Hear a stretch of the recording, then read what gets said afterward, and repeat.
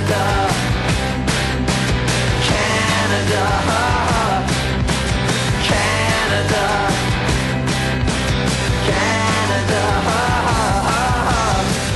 I could never show you enough box sets, and this one is a great one.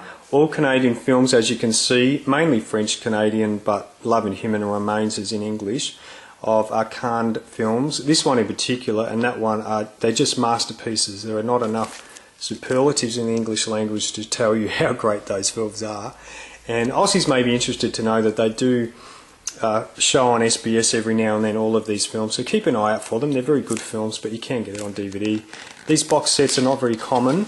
They're not mass produced, so it's always a good idea to pick them up when you see them rather than wait, because you'll spend a long time trying to find them again if they get sold. Because as sure as night follows day, you go back the next week and they're gone and you think, shit, I wish I'd have picked that up. So just buy them while you can. But yeah, great films, fantastic films, so check them out. I saw Love and Human Remains at the cinema when it first came out all those years ago, and I kept the little fly thing that they hand out. I've got quite a few of these. I've got the cube one, which is just a little thing, and Cypher. Even though IMDb says that's a US film, I don't care. It's a Canadian film, let's face it. It was filmed in Toronto, directed by a Canadian, and probably made by Canadians anyway, just funded by the Americans. Spider from Cronenberg, great film, and got a couple of ones of Crash as well, which is a great film. Loved Crash. For a while I thought it'd be easier to win the first division of the lottery than to find this damn DVD, but find it I did. And this is the original Aussie release of this film. That's obviously an abbreviation, and it's a really funny film. Very, very funny sex comedy that is a must-see if you're interested in that type of thing. But it's not derivative like it is of many American films. And I hate to say that because, you know, I'm not trying to criticise. There are some great US ones like Zack and Miri and Knocked Up and all the rest of it. But this one is definitely worth checking out. Very funny film.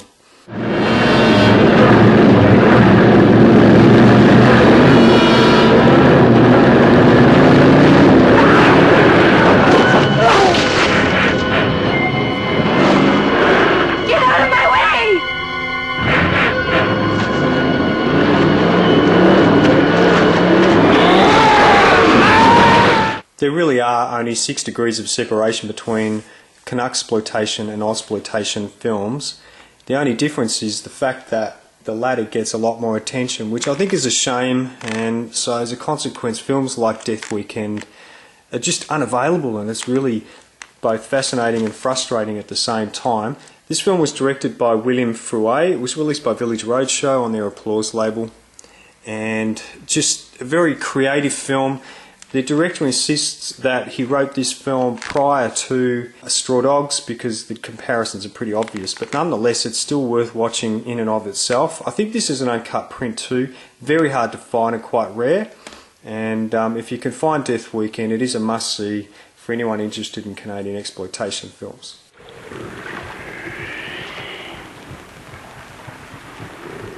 I was right about you. You don't want to hurt me, do you?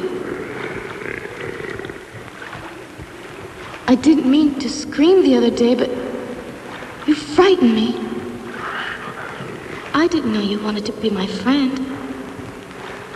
It's pretty obvious the Video Classics desperately wanted this to sit in the adult section. Tanya Island is another ultra-rare VHS tape released in this country. And it's a very strange film. It stars Vanity, who was in that band called Vanity 6. And it's about a couple who go to an island. They're having a few marriage troubles, but she ends up sort of falling for this beast. And it's a really bizarre film. It's on DVD in the States, and there's a bit of a twist at the end, which I'm not going to spoil for you, but there's the ultra-rare Video Classics there of Tanya's Island. The Guardian. John! He's watching over you. But who's watching? The Guardian. Don't you worry about a thing. Here's another film that's considered American, The Guardian, but it was filmed partly in Toronto, so it is a co-production, and I think IMDb says so as being a co-production, but it's a great drama, and this one was produced by ABC, I think, in the United States. So good film, not on DVD to my knowledge, and probably hasn't been screened for quite a while, but yeah, I enjoyed that one. Picked up a beautiful copy here of The Gate, released by Palace, and it's in that shiny cover, very hard to find now, and or not in this good condition anyway. I don't even think it's an ex-rental, it's just looks new. I'll take the slick out. Oh, it's got a bit of glare anyway, but yeah, that's a cool cover, don't you think? And glad to have a copy of that one in superb condition. Humongous. Well, what can I say about this one other than, well, it's not on DVD. The film itself is not very good, but it's worth watching. There's a couple of creepy moments in it, and this is an uncut print. There were two versions. One was cut for ratings reasons in the States, and as a consequence it is sought after, but this one here goes for a bit of a price on eBay in Australia, and the reason why is because it's uncut. In Praise of Older Women is one of Roadshow's early releases from 1982. It's on DVD now. The only thing that may be of interest to people watching, girls, gay guys, whatever, is Tom Berenger. You do see him in the buff. So this is one of the early Roadshows with the pink copyright scroll. And now I don't think anyone could accuse me of not showing enough Roadshows. I've actually did a bit of an audit, and I've shown you no less than 60 Roadshows in the past videos, but there's more coming up, and there's one of them, In Praise of Older Women. Pretty average film. I didn't think much of it, but anyway, there it is. Bob? Bill?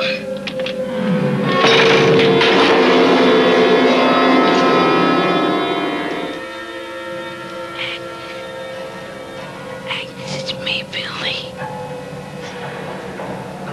Agnes, don't you tell what we did, Agnes.